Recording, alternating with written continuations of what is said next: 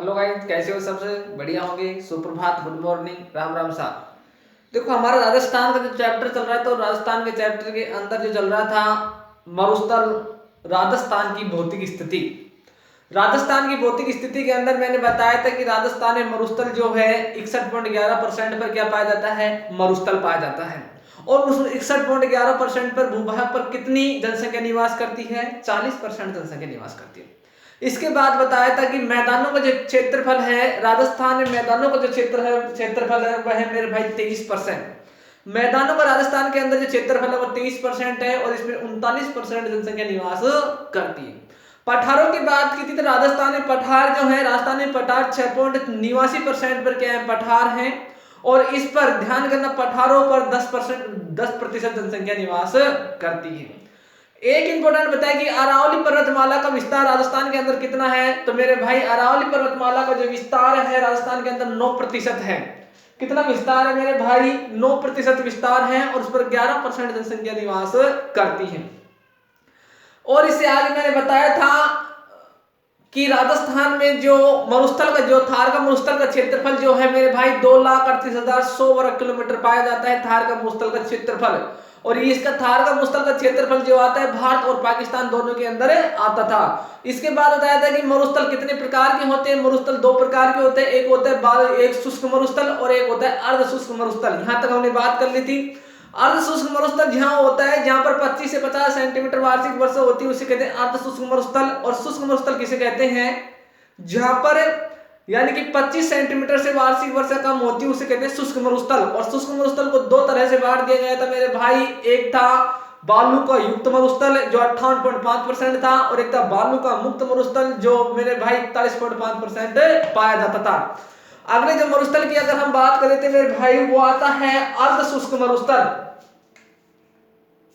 भाई यहां से लिखो अर्ध शुष्क मरुस्थल, अर्ध शुष्क, सॉरी अर्ध शुष्क मरुस्थल। ये लो मेरे भाई, अर्ध शुष्क मरुस्थल किसे कहते हैं मैंने बताया था, जहां पर 50 सेंटीमीटर सॉरी 25 सेंटीमीटर से 50 सेंटीमीटर वार्षिक वर्षा होती हो। क्या होती हो? वार्षिक क्या होती हो? वर्षा होती हो, उसे क्या कहते हैं मेरे भाई? अर्ध शुष्क मरुस्थल कहा जाता है। इंपोर्टेंट चीज होगी। अगली बात ये आती है कि अर्ध शुष्क मरुस्थल का जो क्षेत्र मैंने बताया कि इसका क्षेत्रफल जो आता है मेरे भाई वो आता है घग्गर नदी का मैदान। घग्गर नदी का जो मैदान आता है मेरे भाई, घग्गर नदी का मैदान, घग्गर नदी का मैदान। और घग्गर नदी का मैदान राजस्थान के कौन से इलाकों के अंदर आता है, कौन से जिलों के अंदर विस्तृत है घग्गर नदी का मैदान? तो घग्गर नदी का जो मेरे भाई मैदान जो आता है, इसका जो क्षेत्रफल के क्षेत्र की बात करते तो इसमें आता है आपके श्रीगंगानगर, श्रीगंगानगर। और एक आते हैं दूसरा आता है आपका हनुमानगढ़, हनुमानगढ़, हनुमानगढ़। ये आता है मेरे भाई घग्गर नदी के मैदान के अंदर। इसका क्षेत्रफल आता है शुष्क मरुस्थल आता है घग्गर नदी का मैदान। दूसरा जो मैदान आता है शेखावाटी क्षेत्र की उच्च भूमि, मैंने बताया था बोलो शेखावाटी, शेखावाटी क्षेत्र की उच्च भूमि की बात करते हैं। उच्च भूमि, शेखावाटी क्षेत्र की जो उच्च भूमि है उनकी बात करते हैं। तो शेखावाटी जो क्षेत्र के अंदर जो क्षेत्र आता है सीकर, झुंझुनू और चूरू का आता है कि नहीं आता है ढोलो? तो इसका क्षेत्र आता है सीकर, झुंझुन, सीकर, झुंझुन और चूरू का क्षेत्र आता है शेखावाटी क्षेत्र के अंतर्गत। अगली बात ये आती है कि शेखावाटी क्षेत्र जो आता है ये कात नदी के बहाव क्षेत्र को टोरावाटी कहा जाता है। शेखावाटी क्षेत्र के अंदर एक नदी आती है उसका नाम है कातली नदी। देखो मेरे भाई उसका नाम है कातली नदी। और कातली नदी के बहाव क्षेत्र को टोरावाटी कहते हैं, टोरावाटी कहते हैं मेरे भाई।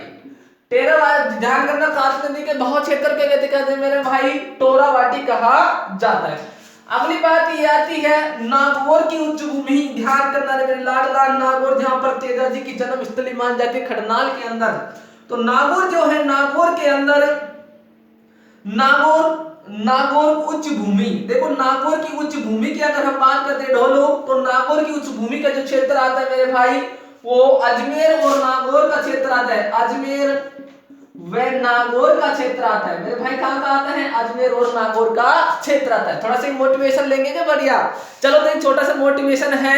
न संघर्ष न तकलीफ क्या खाक मजा है जीने में, न संघर्ष न तकलीफ क्या खाक मजा है जीने में, और बड़े बड़े तूफान थम जाती है जब आग लगी हो सीने में। मेरे भाई ऐसा मोटिवेशन चाहिए। तो देखो यहाँ की नागौर की उच्च भूमि जो आती है, अजमेर और नागौर का क्षेत्र आता है।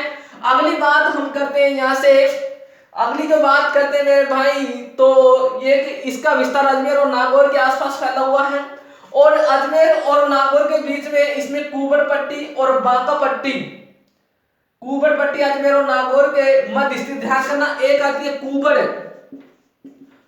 पट्टी और एक आती है आपकी बांका पट्टी। बांका पट्टी मैं दोनों चीजों को समझाऊंगा, कुबड़ पट्टी और बांका पट्टी क्या होती है ढोलो। तो इसका क्षेत्र जो आता है अजमेर व नागौर के मध्य स्थित है। अजमेर और नागौर के मध्य क्या है? कुबड़ पट्टी और बांका पट्टी स्थित है, इनके मध्य। अब ये कुबड़ पट्टी और बांका पट्टी किसे कहते हैं? ध्यान करना, यहाँ के पानी में, ध्यान करना, नागौर और अजमेर का जो क्षेत्र आता है, यहाँ के पानी में क्या है? फ्लोराइड की मात्रा अधिक पाई जाती है। तो यहाँ के पानी में फ्लोराइड की मात्रा यानी मात्रा अधिक पाई जाती है और इसीलिए इसे कुबड़ पट्टी और बांका पट्टी कहा जाता है। अब क्यों कहते हैं यहाँ के पानी में क्या पाया जाता है? फ्लोराइड की मात्रा अधिक पाई जाती है। तो फ्लोराइड की जो मात्रा अधिक पाई जाएगी तो ध्यान करना, हड्डियों में टेढ़ापन आ जाता है, जिससे हड्डियों में टेढ़ापन आ जाता है। उसे क्या कहते हैं ढोलो? उसे ही तो कहते हैं मेरे भाई बांका पट्टी या कुबड़ पट्टी कहा जाता है। मैंने दोनों को बता दिया, अजमेर और नागौर के मध्य कुबड़ पट्टी और बांका पट्टी स्थित है, ध्यान करना। और मैंने एक जैसलमेर के अंदर एक मेरे भाई मैं आगे बताऊंगा, अगले मेरे याद नहीं है थोड़ा सा। जैसलमेर यानी कि कुबड़ पट्टी और बांका पट्टी अजमेर और नागौर के मध्य स्थित है। अगले देखो यहाँ से आते हैं, यहाँ इसलिए यहाँ के लोग कैसे दिखाई देते हैं मेरे भाई? कुबड़ दिखाई देते। तो गंगा नदी का मैदान हो गया, शेखावाटी क्षेत्र की होगी अब उच्च भूमि। अब थोड़ा सा टॉपिक डालो रे लाडला, अगला टॉपिक आएगा आपका लूनी बेसिन किसे कहते हैं? देखो लूनी बेसिन आपने बता दिया, गंगा नदी का मैदान, शेखावाटी क्षेत्र और नागौर की उच्च भूमि, ये तीनों बता दिए। एक लिखो भाई लूनी बेसिन। बेसिन किसे कहते हैं? सबसे इंपॉर्टेंट चीज तो ये आगे की बेसिन किसे कहते हैं मेरे भाई?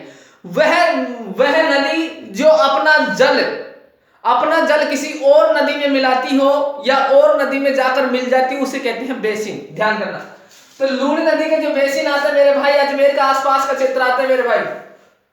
लूनी नदी बेसिन का जो क्षेत्रफल आता है जोधपुर, पाली और बाड़मेर, जालोर के में फैला हुआ है। ध्यान करना, लूनी नदी का जो लूनी नदी तो अजमेर के नागपाड़ी से निकलती है, आपको पता है। तो इसका क्षेत्रफल की हम बात करते हैं। क्षेत्र जो आता है जोधपुर, पाली,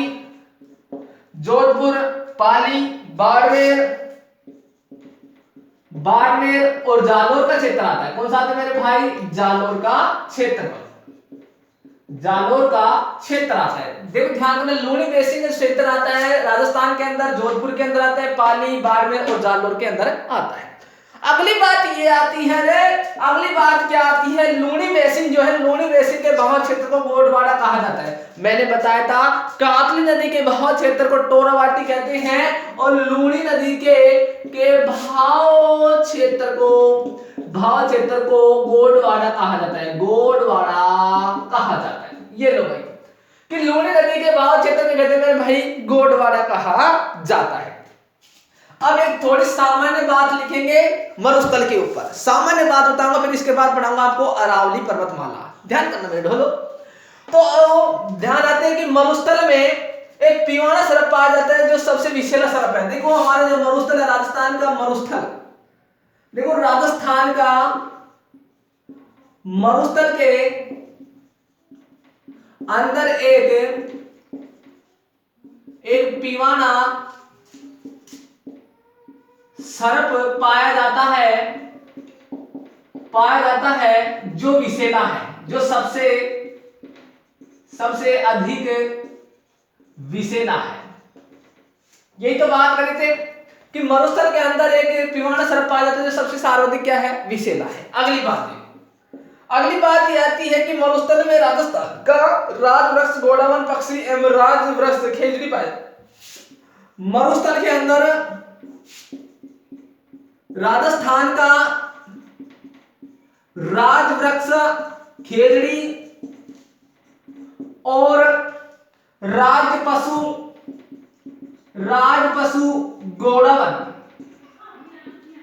गोडावन पाया जाता है। ध्यान करना, कहां पर, मरुस्थल के अंदर। अगली बात ये आती है कि मरुस्थल में 18 करोड़ वर्ष पूर्व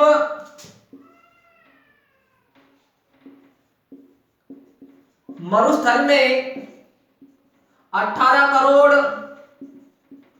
वर्ष पूर्व 18 करोड़ वर्ष पूर्व काष्ठ जीवाश्म पाए जाते हैं। काष्ठ यानी लकड़ी, काष्ठ जीवाश्म पाए जाते हैं जिसे अकालहुड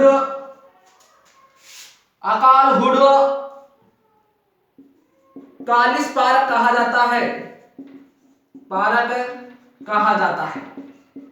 अकालहुड कालिस पारक कहा जाता है। कहां पर, जो मरुस्थल के अंदर पाया जाता है। 18 करोड़ वर्ष पूर्व काष्ठम जीवाश्म पाया जाता है, अकालहुड कालिस पारक कहा जाता है। यहां तक इंपॉर्टेंट हो।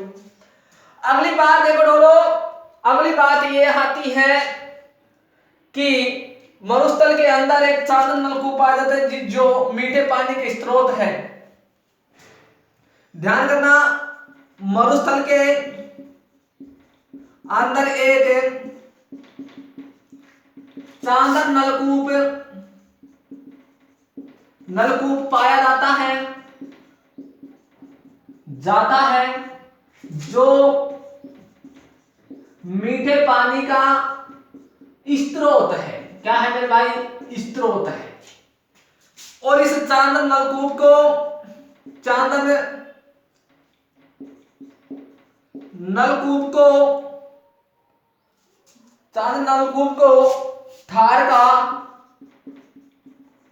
का घड़ा भी कहते हैं। क्या कहते हैं, थार का घड़ा भी कहा जाता है। एक देखो लाठी सीरीज क्या होती है। लाठी सीरीज जो होती है मेरे भाई, पोखरण जैसलमेर से महेंद्रगढ़ जैसलमेर के मध्य। ध्यान करना, पोखरण जैसलमेर से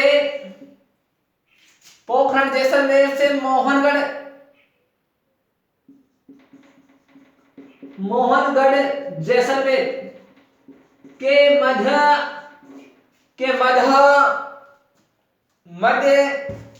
60 मीटर चौड़ी भूगर्भीय एक जलपट्टी पाई जाती है। भूगर्भीय एक क्या पाई जाती है, जलपट्टी पाई जाती है, जिसे क्या कहते हैं मेरे भाई, इसे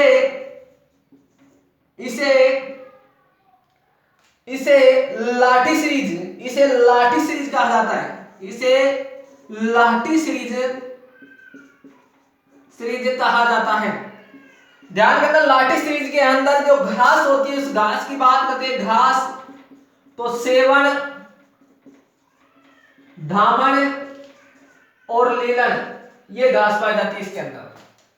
सेवन, धामन और लीलन घास पाई जाती है। ध्यान करना, अगली बात आती है यहां से, जैसलमेर में प्राकृतिक गैस के भंडार मिले हैं। तो ध्यान करना, जैसलमेर की बात करते हैं। जैसलमेर के अंदर प्राकृतिक गैस के भंडार मिले हैं। और बाड़मेर खनिज तेल के कुएं भी हैं भाई, ऐश्वर्या, मंगला और भाग्य। अगली बात आती है यहां से, टाटरन किसे कहते हैं मेरे भाई। देखो छोटा सा टॉपिक है टाटरन। राजस्थान की भूगोल चल रही है, बहुत ही इंपोर्टेंट क्वेश्चन होगी, सीरीज चल रही है। ये बात मानो, बेसिक पढ़ा रहा हूं, जीरो से हीरो का। मैटर बता रहा मैं भाई, जीरो से हीरो भूगोल के अंदर किस तरह बना जाता है, एक एक चीज को उतारेंगे। देखो यहां से अगली चीज आती है मेरे भाई, टाटरन किसे कहते हैं, टाटरन। और एक होती है पलाया झील, किसे कहते हैं, पलाया झील। टाटरन और पलाया झील, और एक होती है खाडिन, किसे कहते हैं, सभी लिख लो ना एकदम। चलो खाडिन किसे कहते हैं, खाडिन क्या होता है, तो एक चीज टाटरन किसे कहते हैं, खारे पानी की छोटी झील को, देखो खारे पानी की छोटी झील को क्या कहते हैं मेरे भाई, टाटरन कहा जाता है। पलाया किसे कहते हैं, खारे पानी की बड़ी झील को पलाया कहते हैं। तो खारे पानी की जो बड़ी झील होती है, उस बड़ी झील को क्या कहते हैं मेरे भाई, पलाया कहा जाता है। तो खाडिन किसे कहते हैं, झील से पानी सूखने के बाद उपजाऊ भूमि बनना, यानी कि झील की बात करते हैं, झील से पानी सूखने के बाद, पानी सूखने के पानी सूखने के बाद उपजाऊ भूमि बनती है, उपजाऊ क्या बनती है मेरे भाई, भूमि बनती है, उपजाऊ भूमि बनती है, ध्यान देना।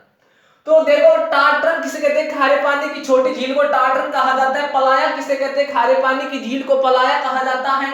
खाडिन किसे कहते हैं मेरे भाई, तो खाडिन किसे कहते हैं, तो जो झील से पानी जब सूख जाता है, सूखने के बाद उपजाऊ मिट्टी बन जाती है, उपजाऊ मिट्टी बनने के बाद हम खेती क्यारी करते हैं, उसे कहते हैं खाडिन, ध्यान करना। अगली चीज आती है पाकिस्तान के 33 सागर का अवशेष।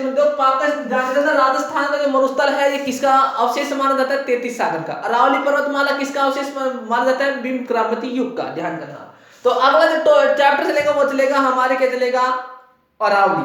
तो बने रहिए मेरे साथ, विजेंद्र कोचिंग सेंटर सभी का दिल खोलकर हार्दिक स्वागत है। तो अगली जो आपका टॉपिक चलेगा वो चलेगा अरावली पर्वतमाला। अरावली पर्वतमाला ध्यान रखना, जो राजस्थान की, यानी कि जो विश्व की सबसे प्राचीनतम पर्वतमाला जो आती है वो आती है अरावली पर्वतमाला। इसके बारे में आपको बताऊंगा अरावली पर्वतमाला के ऊपर।